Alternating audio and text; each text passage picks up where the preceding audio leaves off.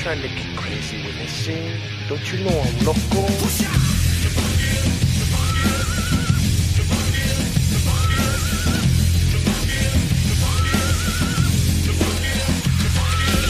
The crazy thing about Cross is, I remember I would be landing in some weird ass corners of the world, like, hey, I'm landing over here in fucking who knows what city, what fucking, I've never even been here. And he's like, oh, don't worry, I'll get a crew to come pick you up.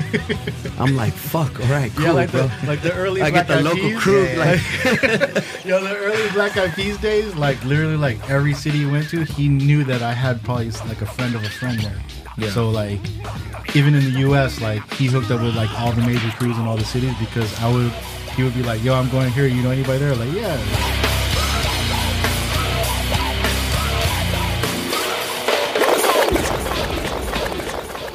What's up, everybody? Once again, it's time for the Lower Left podcast, brought to you by Tribal Streetwear and from 17th and Island in beautiful downtown San Diego's East Village.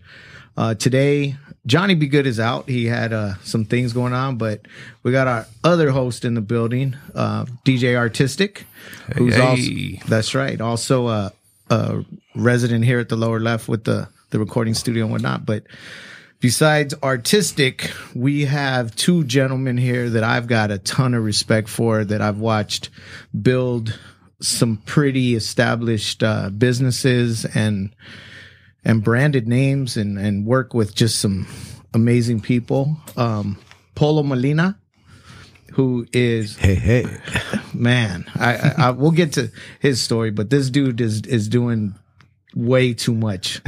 So much respect for this guy. Polo's like, let's do it. His AKA Mr. Let's Do It. Yeah, AKA Let's Get her done. Get her done. But he's not bullshitting. He gets it done. He's working with some of the biggest of the big right now. So we'll get to him. And then I don't even know where to put Cross. Cross One, that's my brother. Cross One, it's like we go way back. He's been down with the Tribal Clique for years, and he's an icon in my eyes and a lot of people in hip hop and b-boy circles. He's a founder of Freestyle Session. I met Cross spinning on his head in a club in Japan in like 1994. Ain't that the truth though?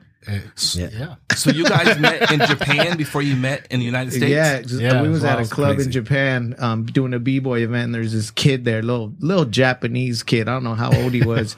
He had a helmet, Zodak, and he was spinning, doing head spins. I remember Zodak coming up, going, "I want you to meet my boy Cross." But Cross has an amazing story.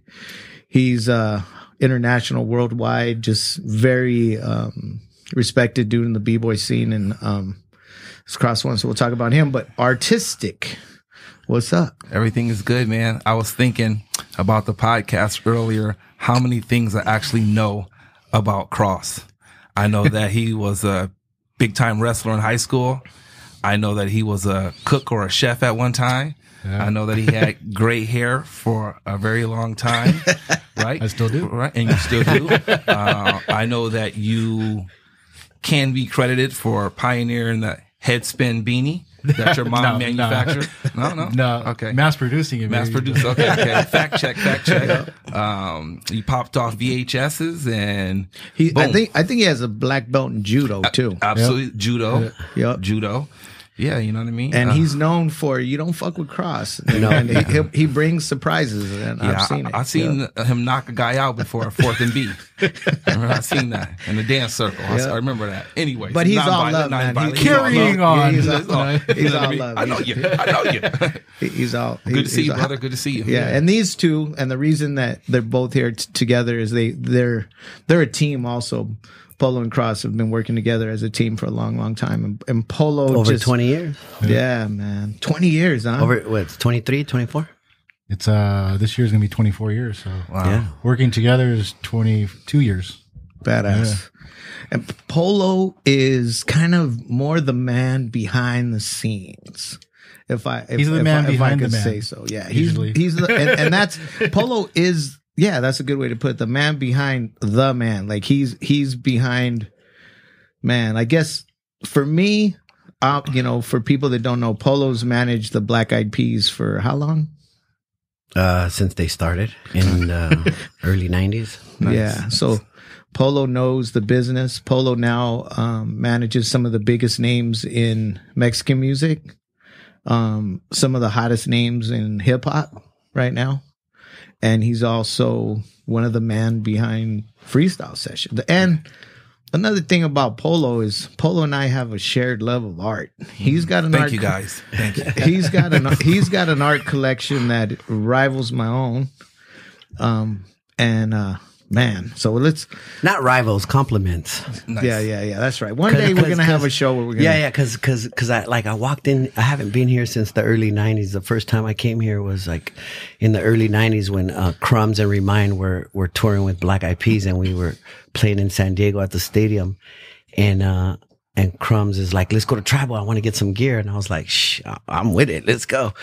So then I came here and Bobby blessed me with the Crazy Legs gear. Gave me the. What year is this? This was like the early 90s. Yeah, something like it. I don't know. Yeah, so like the early 90s. And I came in here and it didn't look anything like this. He didn't have all the artwork that, that he has now. And then today I walked in and I'm just like, shit, I feel like I'm in an art gallery. I'm like over here geeking out, looking at it. Because I like to take my time and look at every piece. And he had so much depth to his collection. I'm just like, oh man, it's overwhelming. Like I started feeling a little bit overwhelmed. So when you're like, yo, let's go grab a drink, I was like, yes, I definitely need a drink. Cause I really feel like telling everyone, yo, can I just have like a little bit of alone time so I could go look at the art? Digest it all. Let me soak it in. Yeah. But he's like giving me the quick tour, and I'm like, all right, cool, y'all. I might have to just come live here for a weekend or something. Yeah, and I appreciate that, man. Like coming from somebody like Polo, like I say, appreciates and respects art. But real quick, I know you got some people in your collection. Which are some of which you would consider highlights of your collection, or people that you've? I mean, I have my favorites in my collection. Couple favorites. What would you say are maybe some of your favorites in your collection? Some of my favorite and the ones that I collect that I'm honored to have.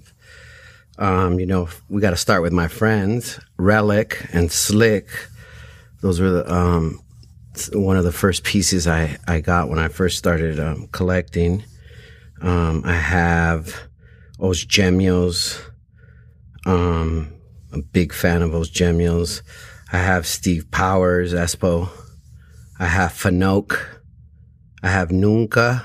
I have Revoke.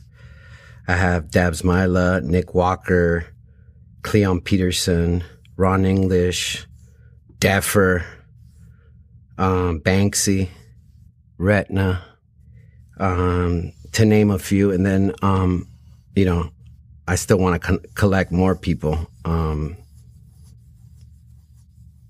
a big fan of Patrick Martinez. You know, one of my favorite pieces, though, believe it or not, is the ice cream cart I bought from you. Yeah. But that's always in the family. That one wasn't going to go anywhere. Yeah. But and you know what? I because I was on him, I was like, can you please tell me that? I was like, first I went to ask Art. Yeah. I mean, I went to go ask Cross because I'm like, yo, I don't want to offend. Sometimes you can offend someone by asking them to sell you something, right? Because that was like, and I was like, yo, dude, like, cause he showed it basically at one of our shows. We had an art exhibition at one of the freestyle sessions where we like basically exhibited all the different flyers. And so Bobby came with his art and I was just like, oh my God. I was like staring, taking pictures of it. I told Art, Cross, I'm like, yo, do you think he'll mind if I tell him if I want to buy it? And I asked him, and he said no. He said no like twice. Yeah. But a year later, he's like, "You really want it?" It was a quest. but the thing is, one thing that Polo, he has a lot of respect for the artists and the people that he collects, and I know that about him. And his reputation precedes him. Like people know Polo's a good dude, and he was like, I move pieces. Like if there's something in my collection that I sell, I put it back into the collection, another part of the collection. And that part, Polo he said, whenever you need it, whenever you want to show it. Yeah. And here it was just like, we had it in the store. We showed it at Legacy. We showed it at Freestyle Session. It'll be shown again a couple times, but it goes back to Polo. So it's like both yours, but it's at his house. That's right.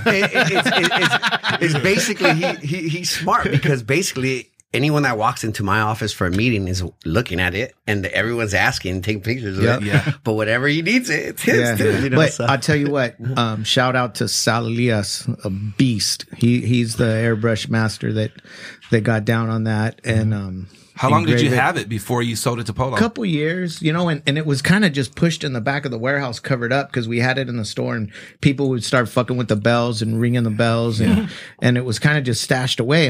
And I know Polo's a pretty high profile studio, and a lot of heads go through his spot. So I'm like, it'll get appreciated there. And when it's time to show it again, it's he just says, come and get it. And it's kind of like what Cross said. Yeah. I got a question for Polo. You talked about some of your art collection.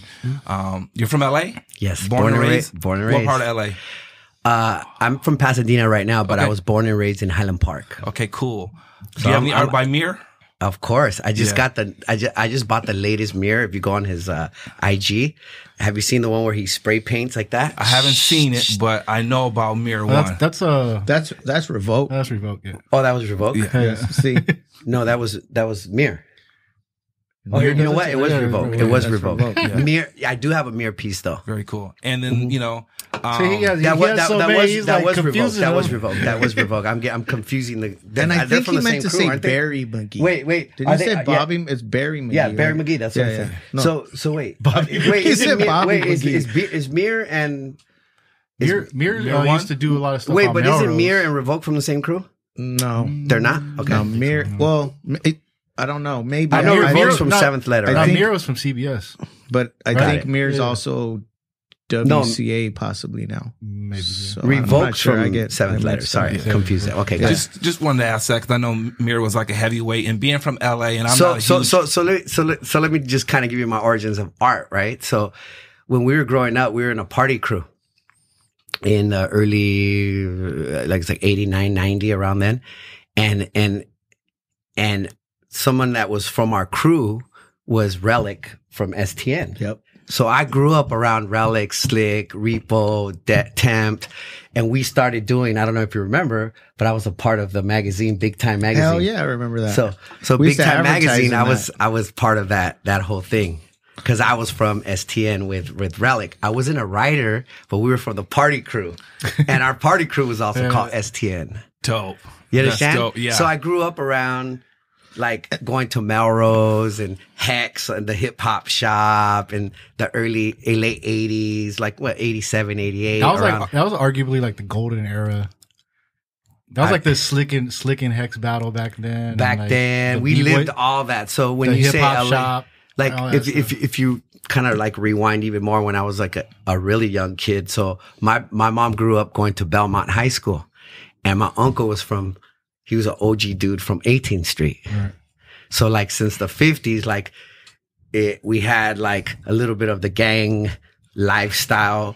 My uncle was, you know, he was a hardcore gangbanger. A little bit. He's from 18th Street. He's from probably a lot 18th of Street, it. you know. Like So, major. so we moved to Highland Park, and we're born and raised in Highland Park. We went to private school in the whole nine, but we hung out with like, you know, people that were affiliated. Your family. Yeah. So, you know, growing up in Highland Park, in the early 80s, you live whatever is going on in culture, right? And at the time, it was hip hop. You know, you go to high school, all the high school kids, all the grade school kids were poppers, breakers, taggers, DJs. That's what I told everybody back then. It was like everywhere. So if you kind of like go back to the roots, you know, of where I come from, I was born in LA. I'm from the culture of LA. I was birthed from older cousins that were dope ass poppers, dope ass DJs, dope ass graffiti artists. You know, I had gangbanger uncles that told us not to gangbang, you know, and eventually you absorb all that, and that becomes your DNA of what later on in life you use To navigate through whatever. to navigate whatever is happening, you know. And you know, our journey was amazing. You know, we you know, we had good parents that allowed us to do whatever we wanted. We got into, you know, at one point in the, like, I remember that 1984, the Olympics was in LA, and if you were a breaker and a popper, you were at the LA street scene, you were at the Hollywood and Highland, you were hitting those circles, and, you know, Ozo and Turbo and all the, you know, LA Dream Team and all the stuff that was going on during that era. If you were from LA, you were a part of that. And that's kind of where our roots of how everything that we started doing came about. So. I think, and one thing that comes up, I was talking to a mutual friend of ours, not too long ago, Esteban, and your name came up. I love Esteban. And he was like, that's a real motherfucker right there. He goes, and I've known you for a long time, and he goes, no, that dude, he's from the street. He knows what he's doing. He knows how to handle himself, and a lot of respect for your where you come from and your past. But tell us a little bit about what you do now, like who you're working with, and I think going back to what you're saying, and I learned a lot of that too growing up in certain environments, like how you treat people, mannerism, showing respect, common courtesy, how to take care of yourself, take care of your money, take care of your friends, and try to be just a good person. And that has led you to be in the position that you're in now. So what do you do? Who do you work with now, and what are you doing? Well, just to continue so it all ties in. So growing up where I grew up, I went to private school in Highland Park, and then, after the 8th grade, I went to high school at a school called Bosco Tech. It's a college prep school. And I didn't want to go to that school because, it was an all boys Catholic high school, and my mom was forcing me to go there. And I didn't want to go there. I wanted to go to public school because, I was into girls at the time. And I was into throwing parties. My parents used to go out of town. They used to go to Cancun every August because my parents are from the Yucatan Peninsula area in Mexico. So they used to go out there every August for a whole month. And when they would leave out of town, I would throw parties in my backyard. Oh, yeah. So it's time to go to high school. I'm trying to go to the school where it's popping. I'm not trying to go to the private Catholic school in the San Gabriel Valley. But my mom forces me to go because, I have strict parents. And, long story short, my first dance when I was a freshman, the first dance that I went to is where I met Taboo from Black Eyed Peas. At what school was this? This was at Bosco Tech. Okay, at Bosco the tech school. Yeah, Bosco Tech. So I meet Taboo from Black Eyed Peas at the first dance. Wow. It was like 9th grade year. I already had met Will and Apple by going to Ballistics because Bud Bundy from Married with Children, remember him? Yeah, he had an all-age club called Ballistics that used to go off. And he dropped a single back in the day. and it used to go off in Hollywood called Ballistics, and it was an all-age club. I used to make my older sister drive us there, and I met Will there battling everybody. He was battling Tongue Twister the night I met him. Oh, shit. He was in high school, and he was battling Tongue Twister. Damn. And I went up to him, and I started talking to them. And we became friends since I was the guy with the car, because the bribe that I got from my mom was like, look, you go to this school and I'll get you a car. You'll have a car 9th grade year. So I was driving around a brand new car, and I was the guy with the car. So I met Will and Apple and all these guys Will's from East LA. And I was like, we became friends. I was always the guy driving them around. And long story short, fast forward, I meet Taboo. So I introduced Taboo and Apple and Will in high school. Dope.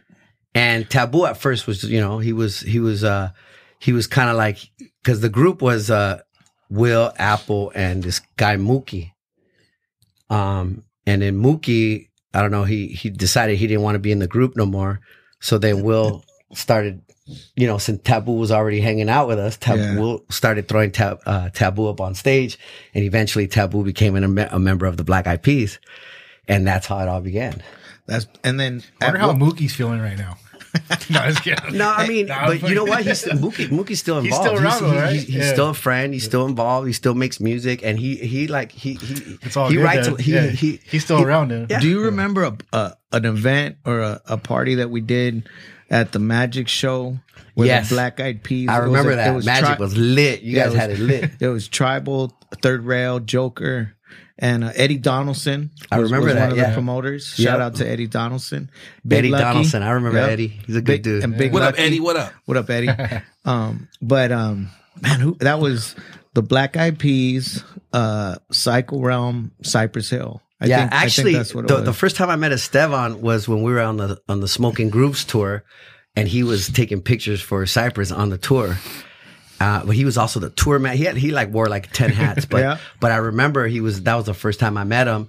And I remember Cypress, they were just so like nurturing and cool with us, you know, like, and you know, that's what it is. When you come from the same place, you always want to like, whenever you're in a position to help somebody, and especially these up and comers, you always want to like uplift them, you know, and tell them to keep going.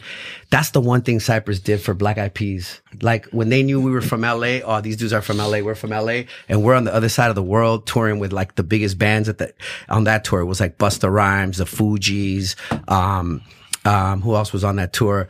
Eric B and Rakim. There was like huge acts at the time, the biggest acts in hip hop, and we were the opening act, right? Yeah. And Cypress was one of the headlining acts. When they saw that we were from LA, they kind of like, you know, they took us under their wing as well. And so people got to do that more. Yeah. Shout out to Cypress Hill, man. Those dudes have always been real cool with all of us. But you know, Be Real has a respect for dancing too. Like Be Real was a dope ass popper. Yeah, you know your, he's always sharing. If you know your LA history, like, you know, Hollywood Hotel, you know, Water the Bush, all the old school, you know, clubs that used to happen back in the days. Be Real, before he was Be Real, you know, and people knew him as a rapper, he was a sick ass popper. Oh, was he? Yeah, sick ass popper. Things you know, things you don't know. He shares a lot of like breaking videos from Stance. Yeah, because you know, man, at the end of the day, when you're raised around older, like when we were kids, like the life of a b-boy or a popper or a breaker was like, it didn't get older than high school, right? Cause they were still like the pioneers that are pioneers now, they were still young. You know what I mean? Yeah. So, but if you were raised around people that like, you learn a lot in the streets of just ethics, hustle, you learn like how to treat people, you know, like don't get punked, but don't punk. You know what I mean? There's certain shit that you learn that it's all checks and balances. Exactly. You know, like, but at the same time, it's like if you were raised by the right people, right, you're gonna carry those ethics all through life. And let me ask you, what's crazy to me too is as far as like getting raised too, like it was a lot to do with your parents, but then also the other people that are raising you are your like OGs and cats that you hung with, you know? Mm-hmm. That's true. Cause like even what you're saying, like, you know, like we're raised in the streets, like, you know, when I was breaking in the 80s, and then, you know, like after breaking, everybody kind of went off, and like a lot of the older breakers, they turned to like cholos and gangs, gang banging and whatever. Yep. And then like even me, like I was getting ready to join a gang, and then my OG was like, "Yo, you're a good one. You're a good dude, man. Yeah. Like you don't need that." So like I listened to him, and I was like, I backed up and did other things, you know. So yeah, man, that's real. Yeah. Good thing your mom made you go to private school. You know what? So let's go back. You could be from the streets and still be brought up in a good home, and I'm a perfect testament. You know to what? that. I could say that I am too. You know, I had great parents. I had great parents, strict parents. They made me go to school. They made me like finish school. I went to the best schools. But you know what? I didn't like hanging out with the kids from the private school. I hung out with the fucking guys from the streets because I knew that, you know, like these motherfuckers are dope. I want to kick it with Relic. I want to kick it with these motherfuckers there. You know, like when we were coming up, Relic, all of us, like Slick, Relic, all those dudes, like they would show us their like art books and shit. And we're like, damn, that shit dope. I wish I could do that. I can't do that, but I could kick it with you. You're my friend. You know what I mean? Yeah. So back to the original question. What was the original question? Who are you working with now, man? Polo's a real humble dude, man. You know what it is? You know what it is? It's like, let me tell you what it is. What is it? Is that it don't matter. Like when you work with when you work with an international big huge brand that's like the Black Eyed Peas, and for many years you're like, you hear people like, oh, this is the manager of the Black Eyed Peas. Before they introduce you, it's like, no, bro, I'm Polo. Yeah. And you know what? As a matter of fact, yes, I work with Black Eyed Peas, and I'm proud to work with Black Eyed Peas, and I'm proud of all the shit we've done. Shout out Black Eyed Peas. They played the Super Bowl and all that, you know, like, yep. But I'm still a human. You know what I'm saying? I'm still the human. And you know, Black Eyed Peas and what we've done with Black Eyed Peas is amazing. They're still continuing and having the success that they're having after so many years. A lot of pop bands don't last as long as they do. And they've reinvented they've reinvented themselves like 10 times, and you can never count someone like a will.i.am out of the conversation just because he's so smart and he's just great, you know, when it comes to creativity and when it comes to his mind from business stands, from every silo of what it takes to be successful and to be you know, just good at what he does, from creative to business to tech to, I mean, the list goes on and on and on. But yeah, I work with Black Eyed Peas. I manage Black Eyed Peas. I've been part of the Black Eyed Peas since they started, and I'm very, very proud of that. I've also do a lot of other stuff too, but, you know, yeah, I have a management firm and we work with other artists. You know, I manage YG. You know, I'm managing this kid, Jazzy from Shoreline Mafia, managing the hottest regional Mexican act that you mentioned earlier, Gerardo Ortiz. And, you know, I have a lot of other things that I'm working on. You know, I do music. I do real estate. You know, we do cannabis. I do tech. I do investments. And we're going to do some candles. But my biggest legacy is that I'm a dad. My biggest legacy is that I'm a dad of 3 little girls. That's right. Yeah. And that's my, like, for me, like, Sure. I love everything that I do, but, and I pride myself on everything that I do. And I think, the only thing about me that separates me from everyone else is that when it comes to work ethic, I'm going to be up before you and I'm going to go to sleep after you. You know, like Bobby and Cross called me. They're like, yo, let's do a podcast. I was like, okay, cool. I'm like, okay, cool. I got to get to work early to finish everything that I would have normally done so I could get on a train and be on the train for 3 hours so I could do a podcast and hang out with my boys, and then I'll just go home. But I still get everything done. Yeah. So that's the thing about me is that, you know, from an early age, my grandfather taught me the value of $1, you know, and taught me, you know, I like making money. I'm not going to lie. So I think you know, it's a good thing. Absolutely. I think it's a good thing. I've been very disciplined with how I make money, when I make money, what I do with my money, you know,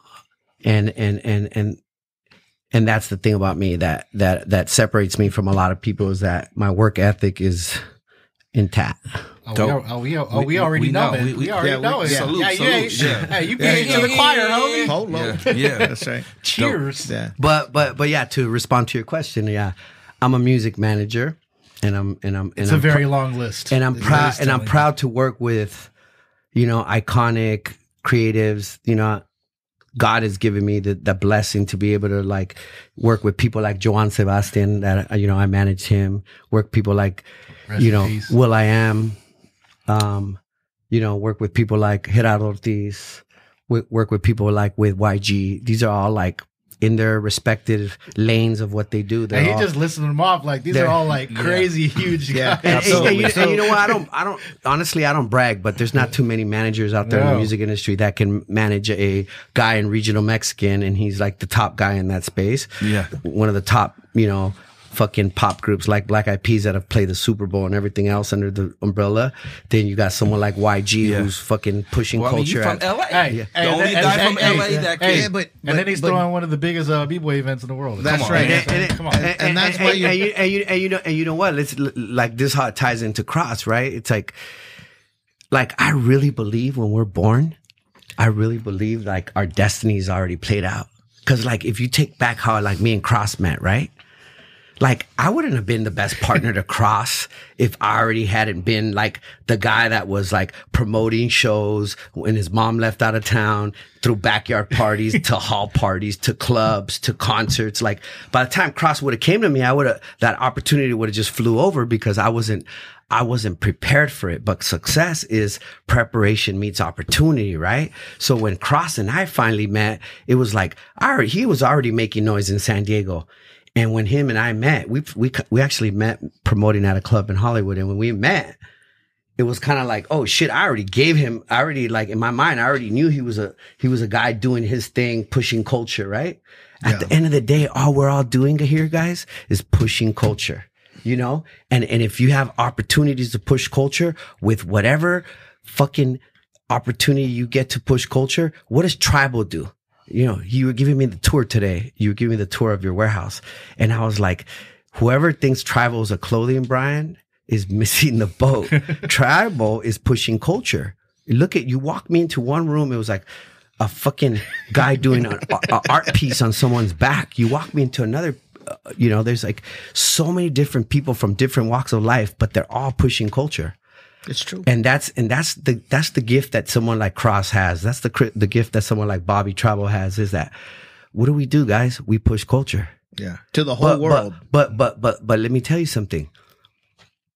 Because when you have the opportunity to push culture for like a freestyle session, or like even like a pop band like Black Eyed Peas, or a Gerardo Ortiz, or whatever opportunity it is, it's such a sacred thing that you can't just go on a podcast and be like, oh yeah, I'm a manager and I do this and I do that. No, fuck that, dude.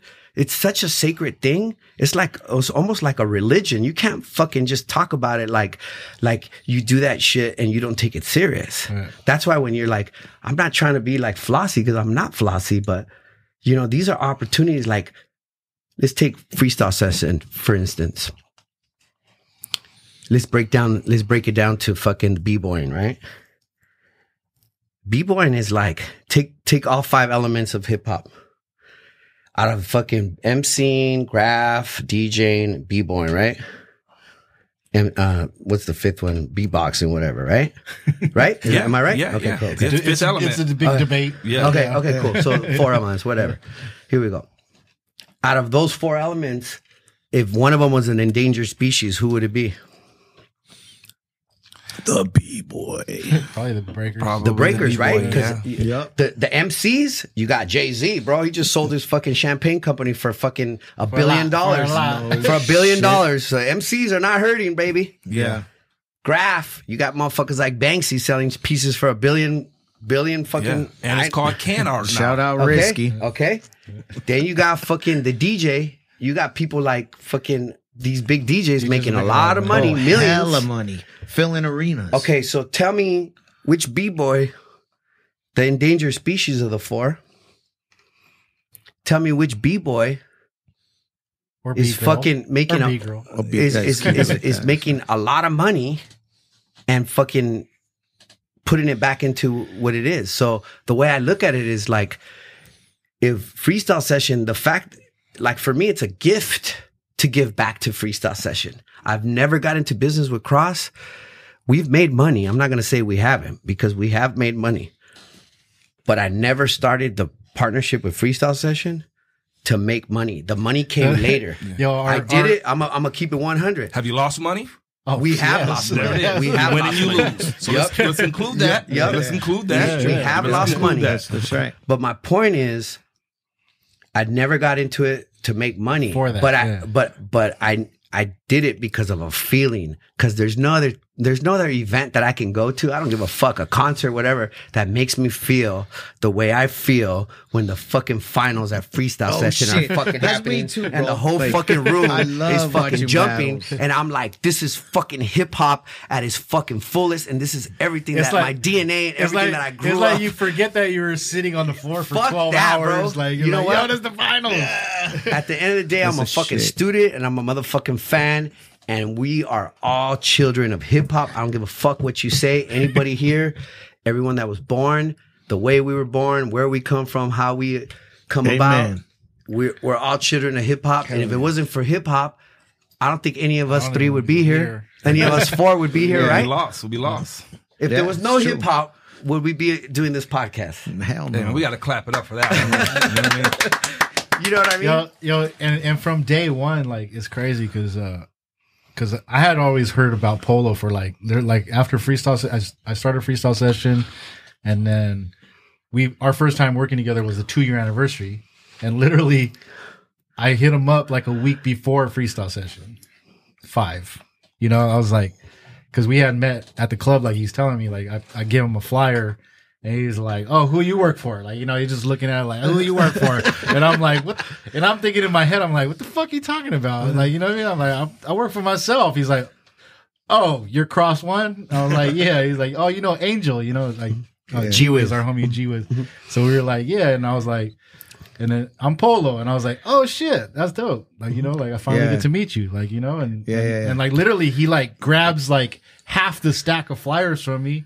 He's like, let's get these out. And then like he started right off the bat, like he's already helping me out. I started hustling his flyers, you know. So we pass out the flyers like hella quick, you know, and then and it was like a Far Side show.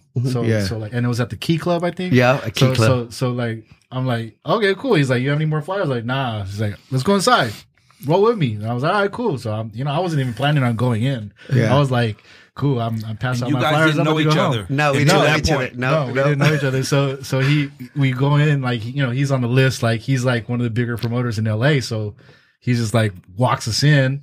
We go up to like the top floor, and we're like at the bar, and he's just like, yo, what do you want? And like, you know, he just hooks it up all night. Polo does. Like literally, like we met and like we're up in the VIP chilling. I think that's only. But see, look, this is the one thing. Like, he's Cross One, right? Yeah. So it's like I might not know him personally, but I know Cross One. That's right. So I know that I need to pay my respect to someone like a Cross One that is also doing things. But that's to what move got culture. you where you're at now, Polo, is being able to see that in people and showing people respect, even though you don't know them personally. And those conversations of people when they say Polo, they're like, oh, that's a good dude, right? Because everybody has a story like that. Everybody has a story that, you know what I mean, that goes back to that. So I think in general, those are the stories that you need to learn. But kids or people that are building their business or building their reputation, building their image, building their marketing, those are the stories that you have to start building. He just helped me out, and then literally he gave me a card. He was just like, yo, hit me up whenever you need anything in LA. Because he knew I was from San Diego. Yeah. And like literally I hit him up like 2 months later. I'm like, yo, I need a venue. He's like, yo, come up tomorrow. And I go up there. Let's do it. Literally, he lost his venue. Like, right? I lost my venue. My venue. So like literally a week before, like, and this is back when, you know, like we didn't even put the location of the event on the flyer. It was like you had to call in the day of to know. So nobody else knew all this. You know what I'm saying? I think I remember that. So yeah, so we were sold at like 1,200 tickets before. So I was like, yo, I need to find a venue, dude, or I'm gonna have to be refunding everybody. You know, he's like, yo, come up, I got the spot. And then like, yeah, like it was crazy because it was like a church. We went. he hooks me up with his assistant, and we go. Like, long story short, say the truth. Walk us through it, dude. People want to know. Walk us through it. People want to know. So walk us through it. He hooks me up with his church in Pasadena. I call him, and I'm like, look. This is what we're gonna do, bro. I'm not gonna go with you to get the venue. They already know me because I burnt out the spot. I'm gonna send. I already burned the spot, so I'm gonna send my white assistant friend of mine. And Wendy, shout out to Wendy. Yeah, shout out Wendy. So we send Wendy to go down there and basically say that it's a dance contest for the the Boy Scouts of America. For the Boy Scouts of America. Wow. No way. For the Weeblos. Yeah, for the Boy Scouts of America. They're doing a dance contest. And we need, because this venue was beautiful. It was underneath a church. It was like a venue that fit like 2,500 people. Yeah, it perfect was the floor, and then high ceilings, the high ceilings. And then to the right of it was a big basketball gym. So it was two rooms. So you had a basketball gym and a huge hall. Perfect, dude. For the Boy Scouts. So basically we go get the venue, and they basically just gave us the keys. They weren't even there. She was like, I'm not going to be there, but just somebody's going to open for you. Have the custodian lock up after you're done. Like literally, shit. We're like, what? They just gave us the keys, and we went and did an event there. We ended up doing B-Boy Summit there. We ended up doing a lot of events there. Damn, that's crazy. Were you think they were going to shut it down, or you guys were just rolling? No, what do you? I had used it before, but the problem is I had burned the spot already. Okay, he used it for a rave. Okay, but the Boy Scouts were the Boy Scouts. Yeah. They acted like Boy Scouts. Yeah. That was the last Boy Scout. And it was funny because afterwards the lady kind of figured out we were lying. She was like, "I know what you guys are doing," but it was cool because like the PD had came and they were like. Everything was cool. I'm gonna back up a little bit on Cross. So Cross has been doing this shit for a long time. Like I remember going to the first one. I think it was at the Chula Vista Boys Club, L Street Boys and Girls Club, right there. And amazing event, historical event, iconic event. If you were there, then You're the shit. You remember, right? But Cross has turned, along with Polo, since this relationship we just discussed and how it went down and how they met each other, and has turned freestyle session into an international, worldwide, iconic b-boy event, competition, celebration, celebration, freestyle session, and older and around longer. Then correct me if I'm wrong, because I'm not an expert in everything and I don't follow, but I know there's one maybe other event out there that maybe's been around. Has Battle of the Year been consecutively? Like, yeah, Battle of the Year, right? Battle of the Year is the top, right? Yeah.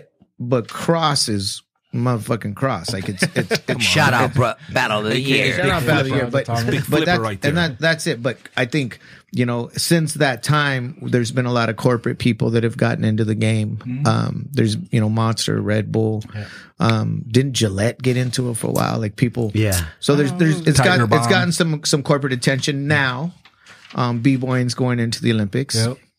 Cross is still here doing his events, and Cross is doing events all over the world. Tell us a little bit about where you've done events and for how long you've been doing these events, and maybe some of the times you've fallen on your face, and what at one time where we're at now with it, and what do you see with b-boying in general? Yeah, it's crazy.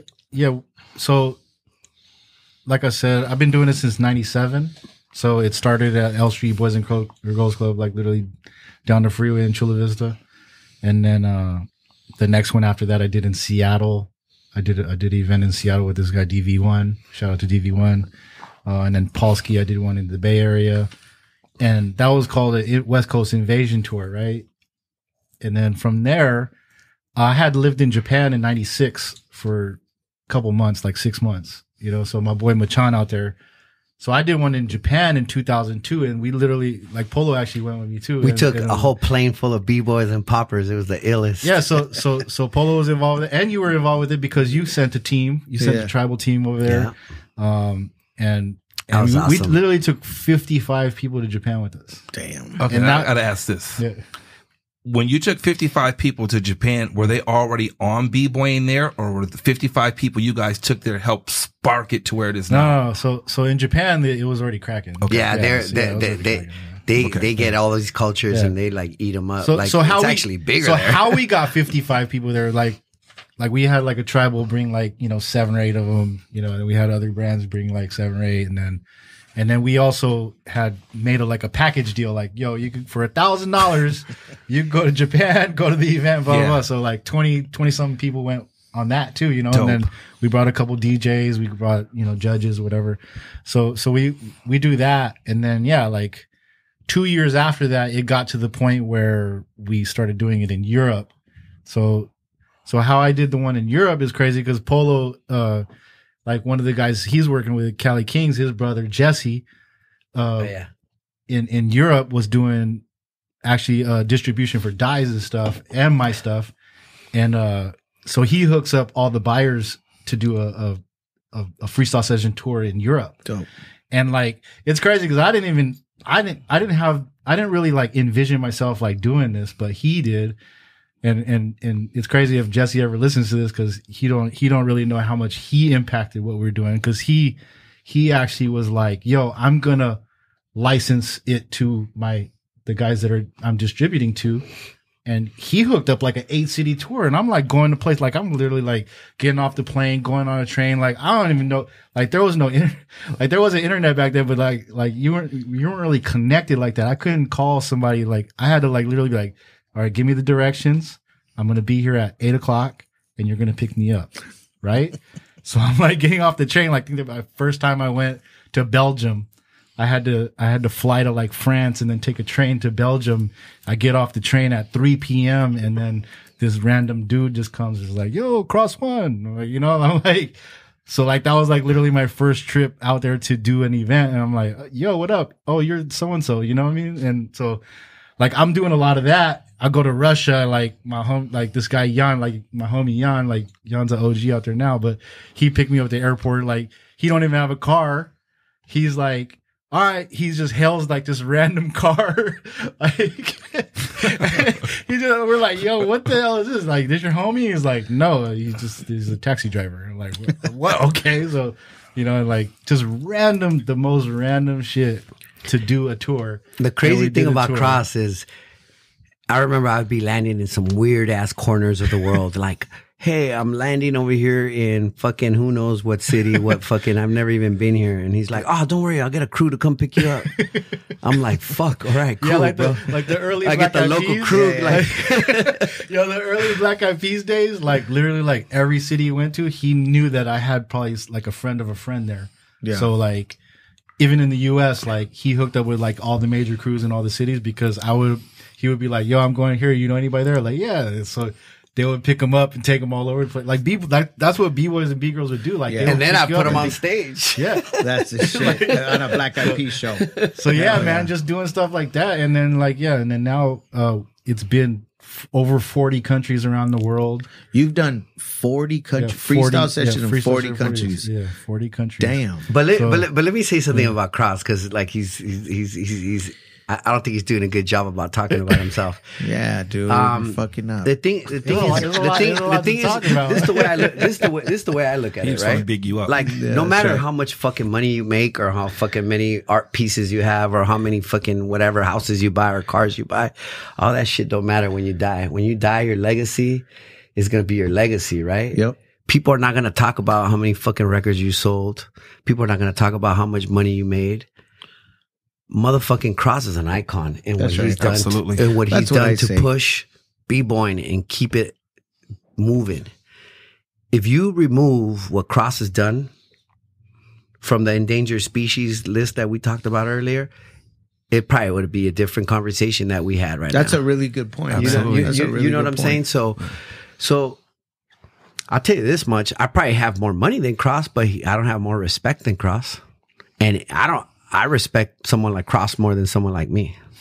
Hey man, that's a really big, dope thing to say about Cross. You know what I mean? I have a lot of respect for Cross too, man. That's my brother. So, yeah. Because what he's done for the culture. I mean, look at what they're doing. You know, he's in conversations, and he's in a lot of these conversations. Look what's happening with b-boying. B-boy. Let me tell you something. B-boying, by the way, b-boying's not going anywhere. Mm-hmm. And I know this, and I could tell by the talent. These fucking kids and the things that they're fucking doing. There's a kid out of fucking Russia. There's these kids, their parents will fly him in from Russia. What's that kid? I don't even remember his name, but he's fucking dope. His dad is, you could tell he comes from a good family. His dad will fly him in, but the kid is ill, and he's like learning from like Flea Rock. He's learning from fucking K-Mal. He's learning from like the masters, bro. Yeah. And if you take a granular look into fucking what b-boying is, there's fucking masters there, bro. Real masters. Like motherfucking K-Mal, like motherfucking Flea Rock, motherfuckers like that, dude. Mm-hmm. And I mean, the list goes on and on and on and on and on and on. But there's motherfuckers in there that are fucking just like, wow. Mm-hmm. And that's how you know.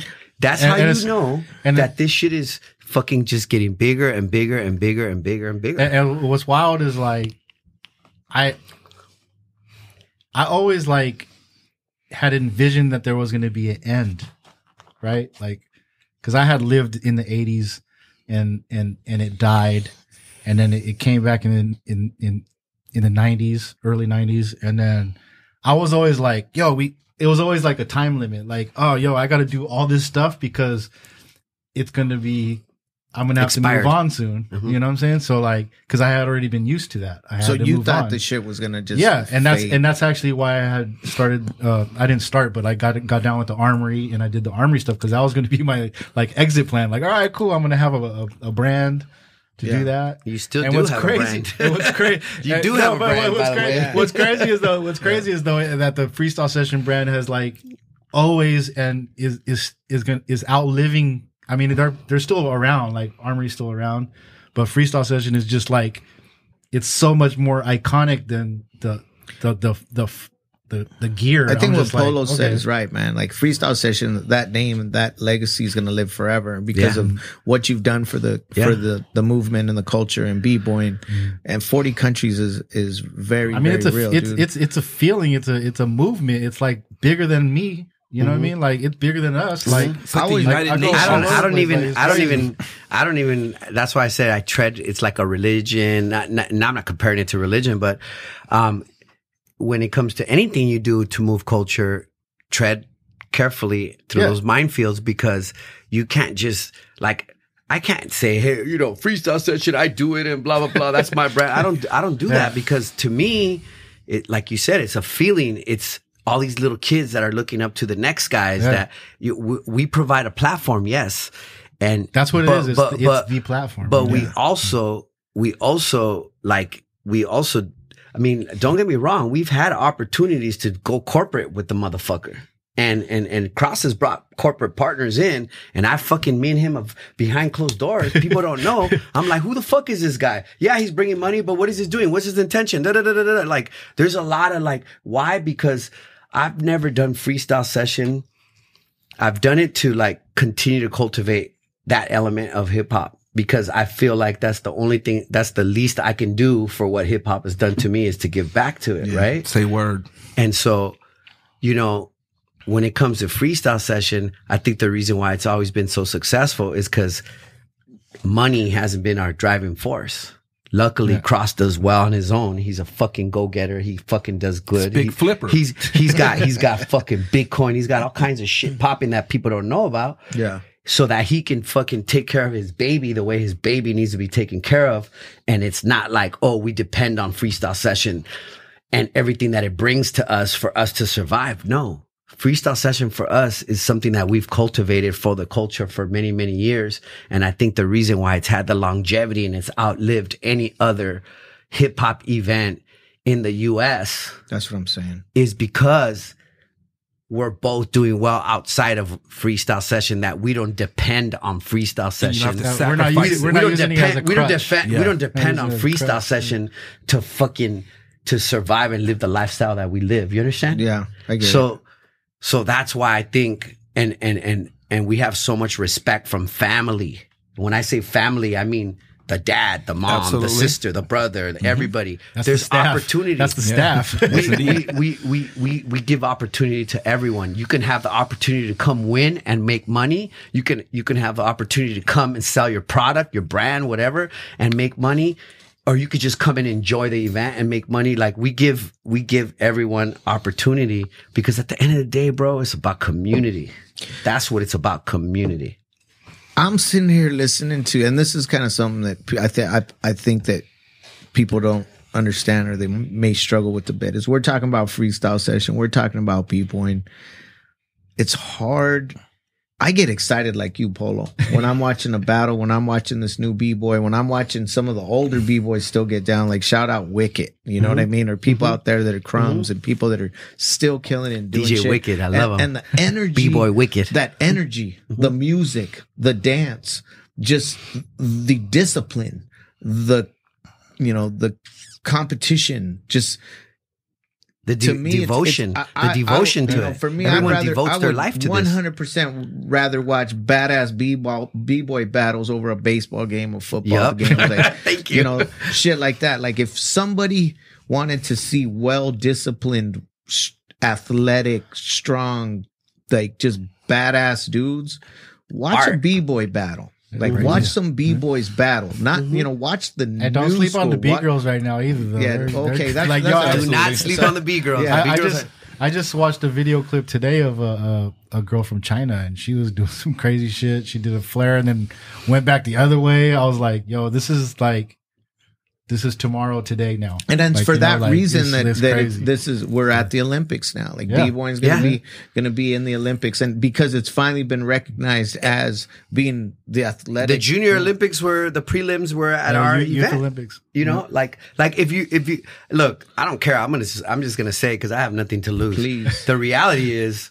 freestyle session is the real Olympics. Yeah. You win freestyle session, you are dope. I don't care what you say. You got that stamp. Well, you get the ring. And this is the Super Bowl, this is the coming. Olympics all together. This is coming from the b-boys. This is not coming from Polo. This is coming from the b-boys. Like, to win freestyle session, you have to be fucking super dope. Yeah, that's right. Yeah, it's true. So what do you think? So this COVID thing obviously put a damper on things and made us all kick back for a little over a year. Cross is that dude that would walk into the building. I'm like, I always bust his balls and got to talk shit to him, like, because this fool travels more. What country are you at? I know. Where are you coming back from? I know a lot of rock stars and rappers and people that travel a lot. People that are on tour. This motherfucker right here travels more than anybody I know. That's true. Like, Except for this dude- Polo. No, but lately know. you've been traveling. The last years before COVID, the last years you've been traveling more than like me. he'll be like, I was in Russia last weekend and I'm on my way. I'm going to leave to China tomorrow and then I'll be back for like 6 days and then I'm going to go to Seattle. That's Like, what's funny with Art. Art will be like, "Where you at?" yeah. So Cross travels a lot. And what do you see? Are people in the lab? Do you think people are like Right now? really? Yeah, like people like how is B-Boy gonna? Because that first battle that happens after COVID or this first event no, or it's this gonna be first, crazy. how's that gonna go It's down? Like it's what's a what's bottle- up with that? It's like a firecracker. I mean, there's like online battles right now. It was a little different, but yeah, like you said, like the first event back, like when it's like legit, like gonna open up, Yeah. it's gonna be great. Like I feel like we were it was like a much needed pause. I feel like because I feel like things were going a million miles an hour. Everything led up to the Olympics or whatever, and there was so many events out. Like I always was like complaining that there was too many events already. So like we literally went from having too many to having none. Right. For over a year now. So I'm like, I think people are in the lab. I definitely see people creating. From times like this is when you see gems being Right. Like I said, I seen a clip of B girl doing some crazy shit, and like I think there's going to be more of that. I think there's going to be people from countries that you never even heard of doing wild things. Yeah. And yeah, man, it's gonna be exciting. Yeah, it's like I can't even like I can't really talk too much about it because I can't even dream like that. Right. Like some of the stuff that people are doing these days, like I even tell like people that are doing crazy power moves, like when they're doing them, I'll set them aside, like literally be like, yo, I would say that I dreamt that. Yeah. But my dreams aren't even that high level. It's wild. Dude, it's just the finesse that's behind it. So I'm gonna kind of put you on the spot a little bit because I know, like I don't know everything. I don't see everything. I know the shit that I've seen and the people that it be a hell of explosive. Like for me, one of the most explosive b-boys that I still enjoy watching this day is Ivan. People that change the game, that change style, like Crumbs. People that are I don't know how old Wicked is, but that dude is clean as hell. Yeah, still, he won the 40 and up battle. Oh my God! Let me shout out Rock's Right one time. Rock's Yeah, right. Rock's the general. Rock's right. and Dope. then like back in the day, people that like Easy Rock, just so much talent, and you brought some of the new kids through that are amazing and hella dope. So let's talk a little bit about who do you think stands out for Cross, because I mean, I like then and now. Like maybe give me like your top 5 OGs and then your top. It's crazy. I'm putting you there. I just feel like I still feel That's a good thing to do right there, Bobby. I want to know but that. here's the thing, because Cross has friends, and yo, what's up? Why'd you say but you have the right. Cross, because, you have to, bro. because b-boying at the end of the day is style, and it's taste, and it's like, you know what, that dude was. It's But you know flavor. what? It's flavor. It's flavor. So what one person might say, like, that's kind of whack. I mean, that shit was sick. So it's taste. Yeah. It's taste at the end of the day, right? But it's flavor. also skill. I like it's this flavor. question. And it's So- subjective. Yeah, it's I like this objective. question. So- Let's go. Cross. So you Pressure's want to on. know who the best for the best is right No, now. no. No. Cross I is want a- to Cross Cross's is opinion. my- You know, yeah. everything No, everything in art is opinionated. Exactly. Right? Like you might have a piece that you think is the best, and I might not think is the best. That's so right. everything's opinionated. So nobody take offense we to just this want to know. question. We're We just just want to talking know Cross. Cross's And it point can of be view. all generations. We're or- gonna No. divide it. We're gonna divide Cross, it. we're talking about now. Okay, right Five, now, five. right We're now. gonna do 5 then and 5 now. Right now. Okay. Go ahead, Cross. 5 then, 5 now. Where we start, now or then? Okay. Well, we'll just say Olympic hopefuls. Like So you're gonna start with now. Okay, so and I'll probably, I want to say guarantee, but I'm pretty much could say probably one of these guys is He's probably struggling. You see that? No, one of these guys will win there's 3 guys that I know that will be in contention for sure if they go to the Olympics. All right, so don't give us those 3 first. Give us the other 2 of the 5 before you get to those 3. Yes. Come on, I don't even know the other 2. I don't even even know the 2. I gotta get Come these on, guys Cross. out of the Come way. on, Cross. His head is spinning. Look at let me him see. sweating. Or B-girl. Well, that's a whole nother genre. All right, we'll stop. Okay, we'll stop. Come on, Cross. Stop. All right, let's go. You should know this. Well, Menno, he's like a 3-time Rebel BC1 champion. So, I mean, really, you can never count him out. What's his IG? Do you know, so people could look at, like, if you could, you break out your phone, like, so people can know what you're talking about. If they want to see these kids or see these people, like, so they can go and see, like, who is this guy? Let me see here. That's right. He does impersonations, voices, and shit too. Yeah, you know. That's right. He's on Okay, his IG is MENNO Van Gorp. So Van VANGORP. So Menno Van Gorp. Okay. All right. So Where is he from? He's from the Netherlands. I want to say Holland. So Okay. like I said, he's won Rebel BC1 3 times already. So oh no, I got my own phone. Okay, good. Okay, I got a phone too. Okay. Watching these 2 dudes interact is this shit. Shige Kicks from Japan. He just won in Japan, or he just won in the last Rebel BC1. He's like beasting right now. Like, and I know this because people in Japan are telling me like nobody's beating him right now over there. And that's probably like one of the top countries. What's his name? Shige Kicks. Shige. Shige. So SHIGE B-boy SHIGEKIX. No, I get it. So that's B-boy Shige Kicks. So he's on his shit. And then Victor. Hold on. Okay. Victor from the US. Hold on. Hold on. Polo's, I think, giving him a follow. You know what I mean? So now we're back in the United States. So Super Montalvo SUPA. Wait, Victor. Like, come on, bro. You can't just say Victor, not talk about Victor. B-boy Victor. Victor's- Super Montalvo. yeah. SUPAMONTALVO. And he's from so the them US? 3 right there. And what's crazy, they're all sponsored by Red Bull. Like Red Bull's just swooping everybody up. And Victor has a tough competition with a couple people out here, like him and Zeku from Florida. Zeku is hard, Yeah, bro. they you have know their that- little run-ins. And can I say something about that kid? Like, because I follow him. Yo, their discipline is like these guys are like they're real, up at 6 o'clock in the morning. They're like training. Yeah, they're not Physically, eating mentally, right, they're eating right. They're like staying away from, Yeah. Okay. from bullshit. Like, and they're dope. yeah. So now let's go So to. Zeku's ZEKU _ I believe. Or you'll see So it. give us those 3 again. Well, that's 4. That's 4. So give us those 4 one more time. So is Menno. Mano. Shige Netherlands, Kicks. right? Holland, Yeah, you think, yep, right? Yep. Shige Kicks. Japan, you said? Yep. Japan. Victor. Florida. Yep. And then Zeku. Zeku. So see the way the Olympics is set up is like you got to battle in the country and earn the spot in the country. So like the US is thick. Like you got, But you got the West two Coast, the East two Coast. that I just said. You have El Nino, you have Thesis.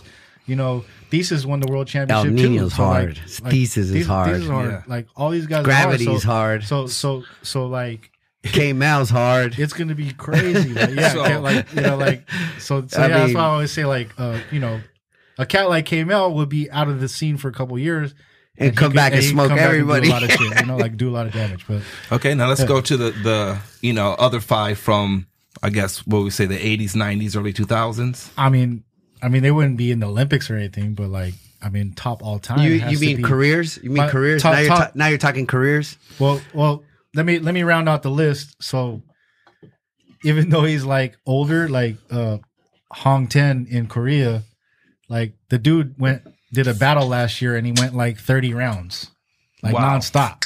Wow. So like you could never count dudes like that out. You know what I'm saying? So yeah, that would be 5 right there. He said Hong 10, like hang 10. Yeah, but he's hung. Yeah. Hong, no, it's Hong Ten, HONG. Okay. TE. Let's clear that up real quick. So But yeah, like, but all time, man, like, I'm more all time Ken Swift. Like, Ken Swift is the epitome, and like everybody wants to be like Ken Swift, you know?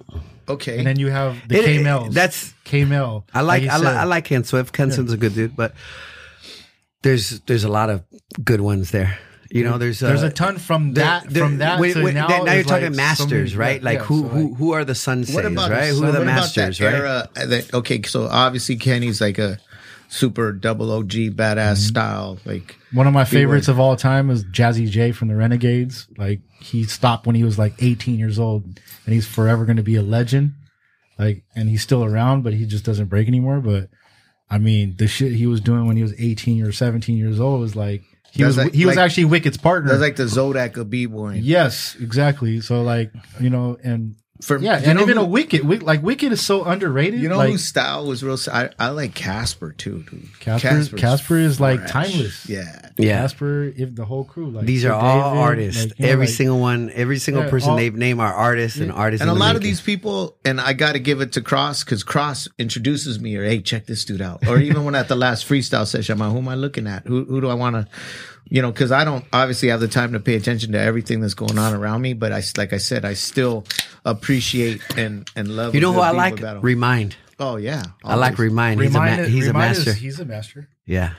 Remind, Crumbs. Yeah. Oh, Crumbs changed the game. Especially with their crew. You got to think with Style Elements did at that moment. Changed the game. Yeah. When they battle Rocksteady. So Style Elements, not even when they battle Rocksteady. It's just they changed the game because they made people want to break again. In the 90s, like when it came back, you know, Rocksteady brought it from the 80s to the 90s, and they brought it. You know, it was coming back with them traveling around battling everybody, and then it was like. Style Elements, they seen him at B-Boy Summit, and they was like, yo, fuck that. We don't care if it's just Rocksteady. Like, they brought it to him in San Diego, right down the street. There, bro. So they brought it to him, and then from there, it was like the floodgates open. And they brought it to him hard. Well, they had won Radiotron. They went to like, they won UK championships. Then they won Battle of the Year. Like, these are all like, you know, like Battle of the Year is like the longest running B-boy event in the world, like breaking event. But let me understand. So they're at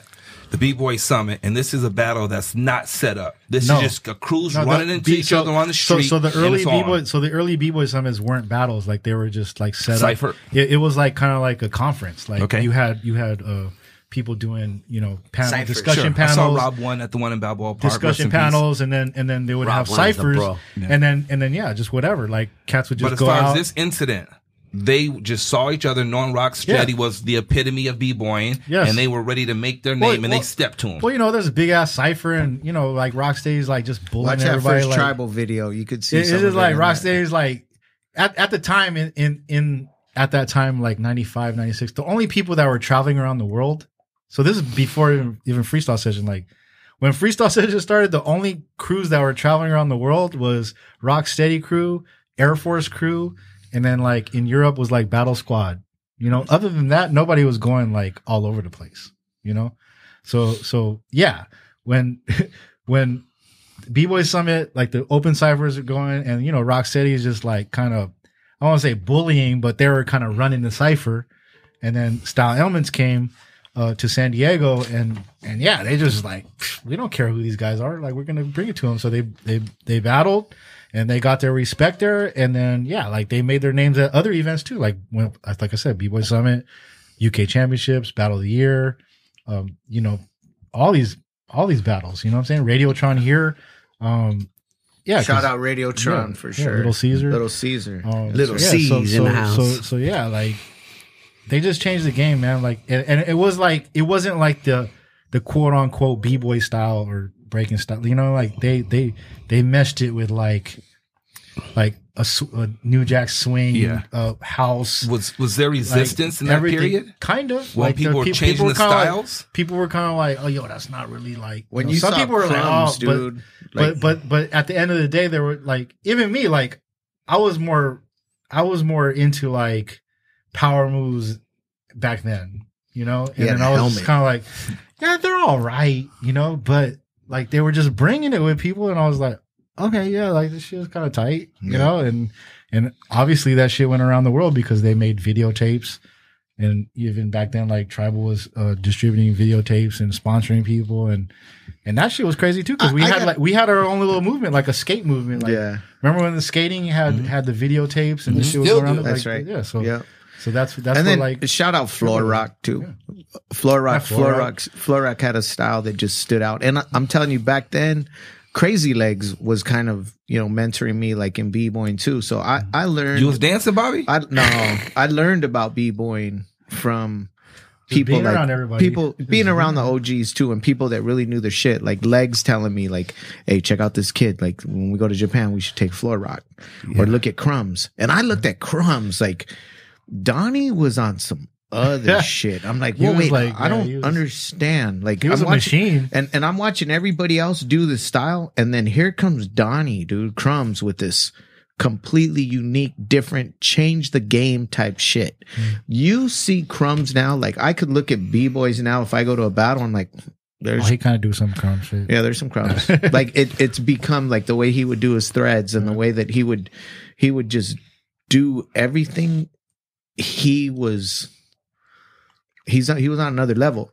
He was on it. And a lot of these dudes, I ain't gonna lie, they smoke weed.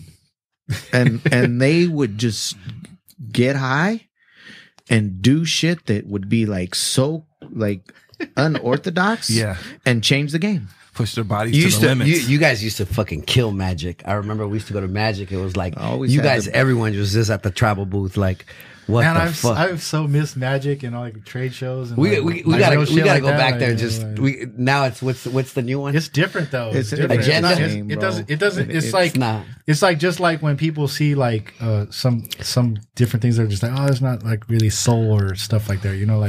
Like I feel like the trade shows now, it's like it lacks all that. Like there's the energy's not there, and it's those. It's sad to say. I don't know. It was a different era. There was excitement. There was energy. Everything was fresh and new, and like people were discovering new things. Like I said, like I was discovering new things. So do you think? Not to turn around on you, but that's all right.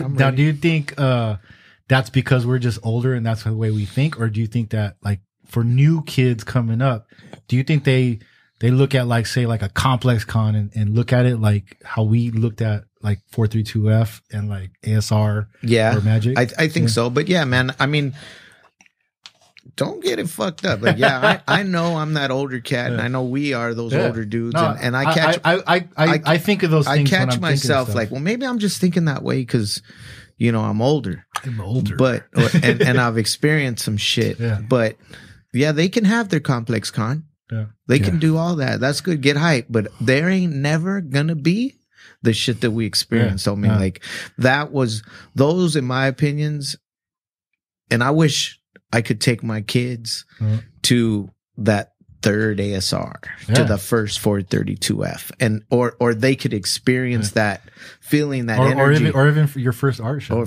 or any of that, because there was the energy was so different. You couldn't see. Now you can see what anybody's doing on social media. You could see what the brands are doing. You could see what the b-boys are doing. You could see what this artist is doing. You could see what that group is doing, the music they're putting out, all the shit. You could be on your phone for 5 minutes and become like a cultural fucking whatever. Back then, you had to be there. Yeah. You had to put in the work. You had to put in the work, and you had to be fortunate enough to be able to get your ass in there. Yeah. Because if you couldn't get in with the pass, you had to sneak in.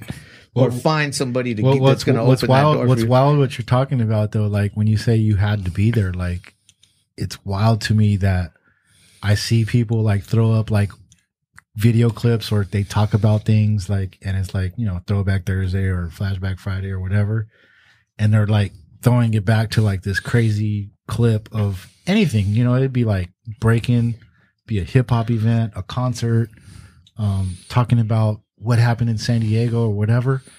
And like 9 times out of 10, like I was there already. I was there in the crowd. That's right. Soaking it in. And I was there. Like these people were like bigging it up. Like they were there and they weren't like, and I just bug out. I'm just like, damn, I was there. Like, but it was as tight as you're talking about, but it was a little bit more tight at the end of the day. Yeah. So I'm not good at putting all the sauce on sometimes, but that's who made you, Polo, artistic, myself, who we are, is those experiences, those relationships. we built this shit. Mm-hmm. You know what I mean? Like you built what you did, Polo, Art, myself. Like we've done what we've done from those experiences and those relationships. And it's true. And to be here today and sharing, our art over here quiet in the corner too, but Art's done hella shit too. We're gonna get to Art. Yeah, we'll get to that. I'm co-pilot. You gotta have to have a it was crazy episode with Art. Can I say something just to Cross and to Bobby because you guys are like cultivators and also yourself. I just kind of feel like coming from where I come from. I come from Northeast Los Angeles, Highland Park, 90042 is the zip code. I say that there. And when in the early 80s, I referred to that earlier, 83, 82, 83, 84, popping was bigger than breaking in where I was from. Yeah. Like down here too. like fucking TKO crew, fucking Turbo, fucking Shabadoo, rest in peace, Shabadoo, he just passed. Like, there's a lot of OGs that are in the scene, Bop and Andre, people like that, Electric Dominoes. I mean, the crew list could go on and on and on and on. Booyah Tribe. Yeah. It's Booyah. like, don't forget about the fucking second room. We have a freestyle session that is always fucking lit as fuck. Yeah, that I'm more in the I'm more in the popping room than in the breaking room to keep it 100. And masters like Mr. Wiggles, masters like fucking Poppin' P, Boogaloo's. all the Electric Boogaloos. Yeah. Rest in peace, Skeeter Rabbit. Like popping is like such a beautiful you know what's art. crazy? Popping is such a beautiful. What if you just finish, bro? Because we just talked about breaking for so long. Popping is such a beautiful fucking art, man. And shout out to the motherfuckers like Heckle and Jekyll that have been doing it since fucking I was a kid, and I used to look at them like they were fucking celebrities when I used to go to car shows, and I used to go to the fucking LA street scene, and I used to go to the fucking auditions for fucking Lionel Richie when he was doing the closing ceremony of fucking the 84 Olympics. Yeah. You remember that? You remember all those motherfucking West Coast motherfuckers that went out to that? And shout out to my cousins that took me there. I was fucking only in the 4th grade, but I was a badass little 4th grader. Hell yeah.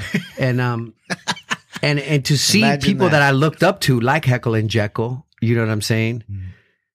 That come from where I come from, and they're still doing it, and they're still like, there's a lot of dope ass poppers in the game, guys. I remember watching Wiggles, man. Like Wiggles would come out to Japan with us, and we would do these shows, and Cross would be to some of these shows too. And we'd have the B-boys come out, and Tony Touch would be like DJing, Tony Toka. like Tony Toka. or whoever was DJing, and we'd have the whole crew out there, and the B-boys would come out.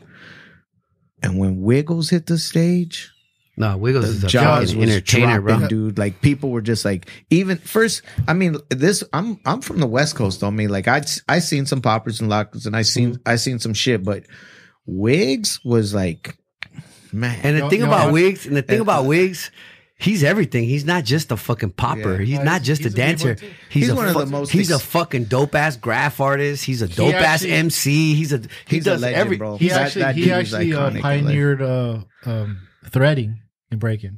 So, but what's crazy, so going off what he's saying, like it's crazy because all the names he was dropping, like for me, like the biggest compliment I ever had after an event or about freestyle session was actually from Skeeter Rabbit from Electric Boogaloos, rest in peace. He literally pulled me aside after freestyle session, I want to say 6, and he was like, "Yo, Cross one."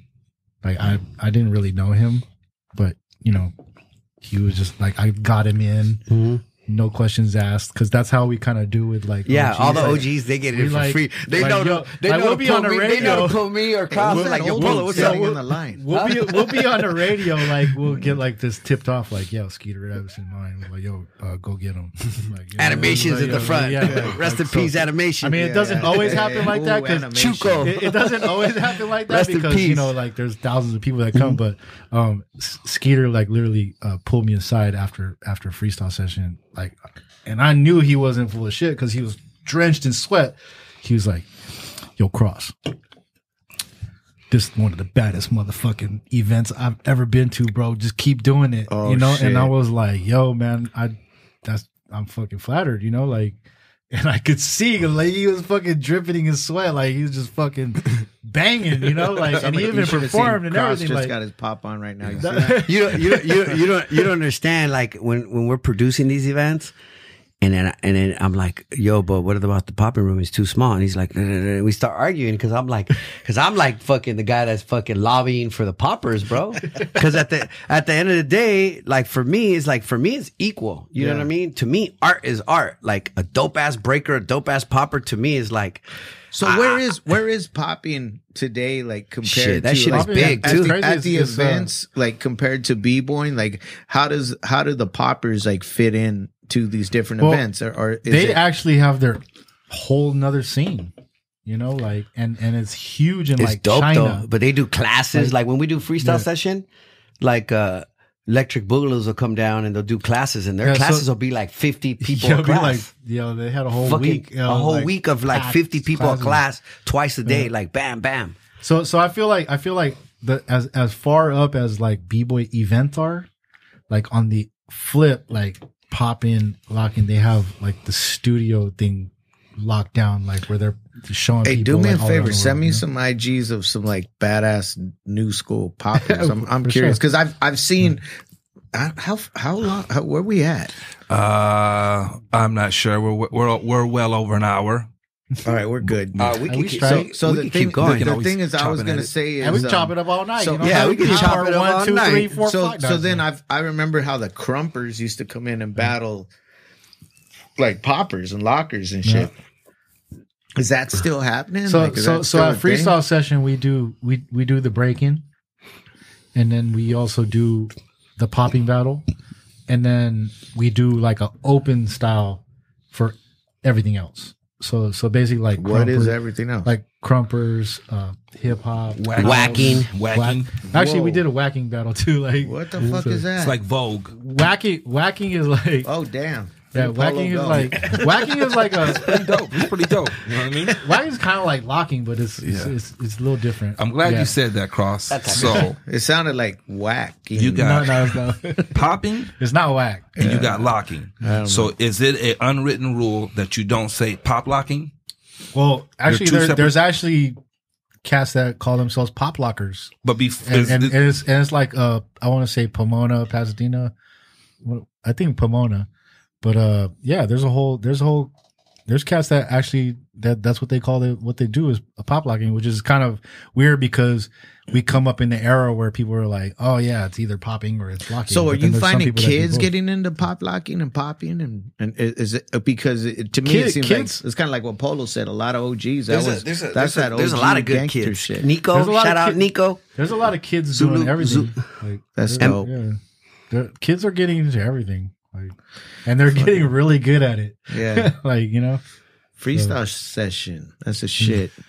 So here we are, 2021. You guys been in the game, 25, 30 plus years, whatnot. Did you ever envision that you would see or participate in breaking being at the Olympics? Was it ever No. even a concept? no, You can never I mean, conceive it. me even doing an event like overseas wasn't even even outside of San Diego wasn't even like. It's kind of like how I tell people like, because they're just like, did you envision doing it? Like, oh, you had to have a plan. Like, no, I didn't have a plan. My plan was just to do the best thing that I could here. And then when somebody brought up let's do it in Seattle, I was like, all right, cool. We could do it in Seattle. I'll bring some people up there. And then we did it there. And then we did it in San Francisco. Then we did Japan. And then the Europe happened. Then it was like, after that, it was like, okay, we could do this shit anywhere. Shit just became organic, man. Yeah. Like people It ask just- me it that just shit all the happens. time, like about It just tribal. happens. Did you have a plan? Did you ever think like, no? I was just getting up in the morning, going and doing what I had to do that day, and things were turning into the next shit, and opportunities would arise. And but I tell you what, every day, same as Cross, same as Polo, same as you, we get up and we give it 100. Yeah. Like we work hard, and we know that. And going back to what Polo said, like this is all cool, and this is all like what we do and what we enjoy and what we love, but our legacy is our children. Like, not to sound corny, cliche, whatever, but that's for me. That's that's what it's about. Like more than anything, like that's what it's about. I would like, agree. What we leave, how we educate. I would agree. How we educate and art, man. Yeah, dude, I don't even want to talk about art. Art's got a daughter who's like she's doing good. She's doing okay. She's doing good. I'm proud of her. You know? Yeah. But to throw the question to Polo, did you ever, when you met Will.I.am and you met the early members of Black Eyed Peas, and after you guys formed your relationship in high school and that kind of thing, did you see, the potential? Did you see the magic, or were you just feeling it and riding and vibing, or did you see it? Did you see it, or was it? As far as Black Eyed Peas go, I always saw it, and I'll tell you why. Because I always compared the music that Will was making to the music that was on the radio.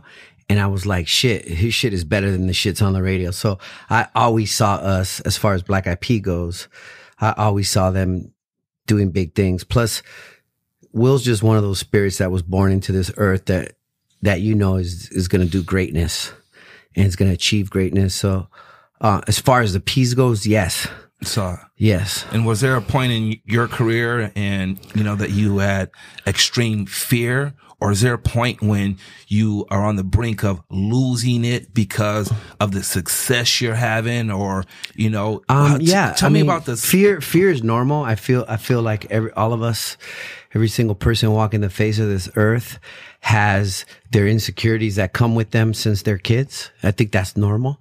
I think a lot of times you have fears and traumas in you that you're carrying. Sometimes our traumas are from past lives or past, our parents' traumas and karmas that we carry with us. But, you could use that fear to push you from behind, or you could use that fear to hold you back.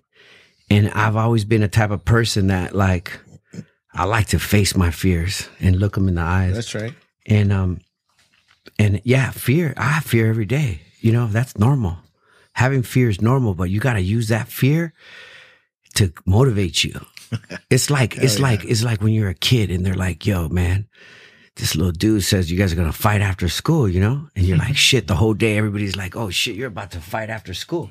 And you're like a little bit scared because you're like, damn, he might kick my ass in front of everyone. You know what I'm saying? Yeah. But then, you just got to get in your head. And by the time after school comes, you go behind the water and power. That's what we used to do when we were kids. We used to go behind the water and power and be like, what's up? And you just got to let loose, because you have to face that fear that whole day. Everybody's been like, oh, you're about to fight.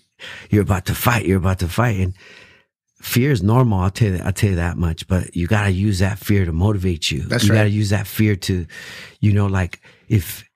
if you don't take no risk in life, you got to be willing to lose it all. Fear is motivation. You got to be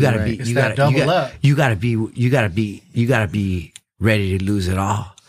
But I believe that all of us wake up in the morning and you can ask the universe for everything that you want to manifest in life. And I believe, and I've done this, you can manifest shit into existence. I believe that.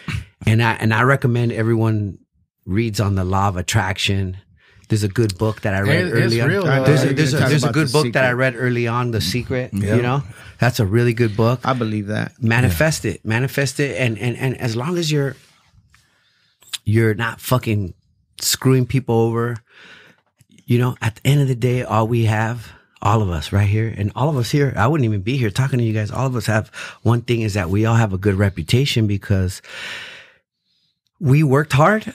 We did not fuck anyone over. We did not steal. We did not, we got to where we got to get to by fucking working hard and not fucking people over. Cause when you fuck one person over, that person's out there in the world talking shit about you. And now your name's fucking mud. You know what I'm saying? Yeah. 100%. No doubt. So fear is normal though, man. I mean, yes. When the piece started blowing up, I went and told Will, I was like, yo, dude, we need to get real management, bro. I'm the homie learning on the job. Wow. I'm the homie learning on the job, and we went and got real management. And guess what? Those guys that were in the business, these old Jewish dudes that were in the business that fucking had managed 98 Degrees and fucking Meatloaf, the biggest fucking all-time selling album, and all those Jewish guys became my mentors. They're the ones that taught me the business. And I fucking took what they were doing and I fucking adjusted it to fit me. And now I'm helping other people's careers. That's what they say, right? So each one teach one. That's what they say. If you're the smartest person in the room, you're in the wrong room. That's right. That's for sure. So here's what I'm gonna do. I'm gonna wrap this up.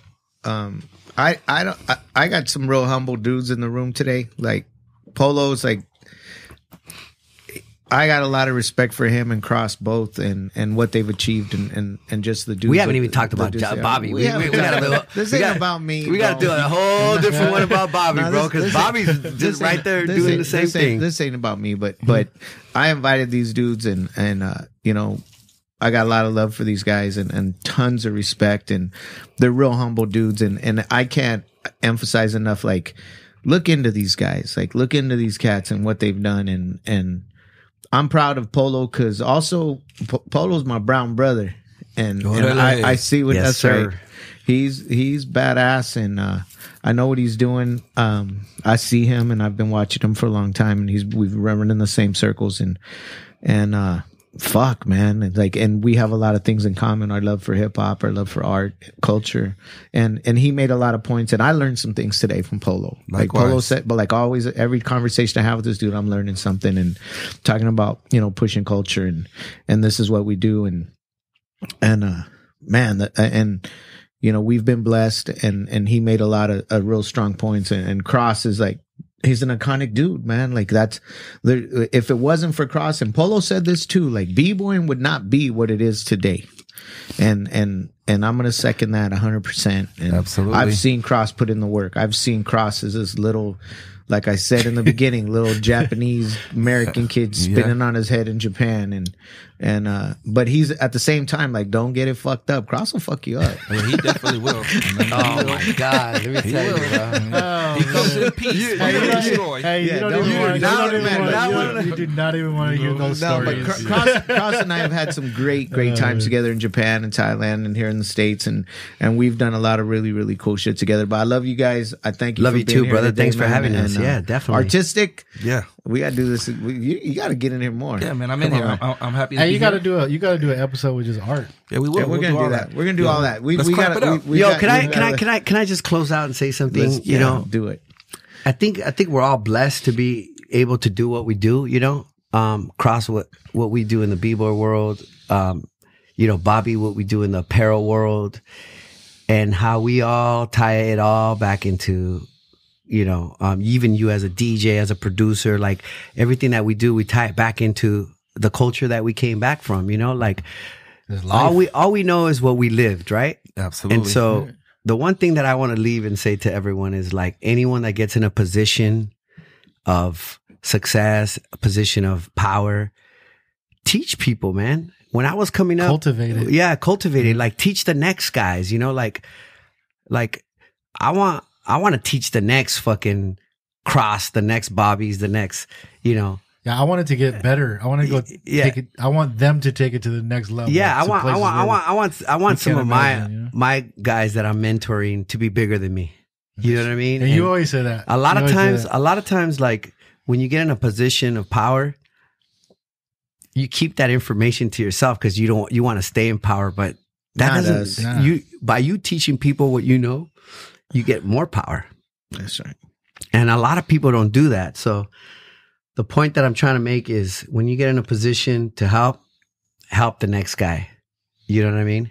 Right. I got some young kids that are hungry right now, that are beasts, that are smart, that are like, they just got the work ethic, and they're like, and I'm teaching them everything because I want them to be bigger than me. It's dope. Hey, we have to have Polo back, man. Yeah, you know, man. It's a wealth of anytime information, you got and Cross, of course. Anytime Polo, you want to your family, you already know that, bro. Anytime you guys want to host a podcast, the room's right here. You Cross, you know that. Like, this is anytime you need the room, you want to talk to somebody, you want to put something out there. Polo, Artistic. Love you guys. Lower Left Podcast. Yeah, San Diego. LLP. Let's clap it up one time. We out.